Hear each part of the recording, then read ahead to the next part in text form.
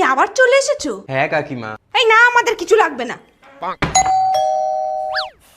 কি হলোটা কি? কাকিমা এই পার্সেলটা লাগবে না বললাম তো, যাও।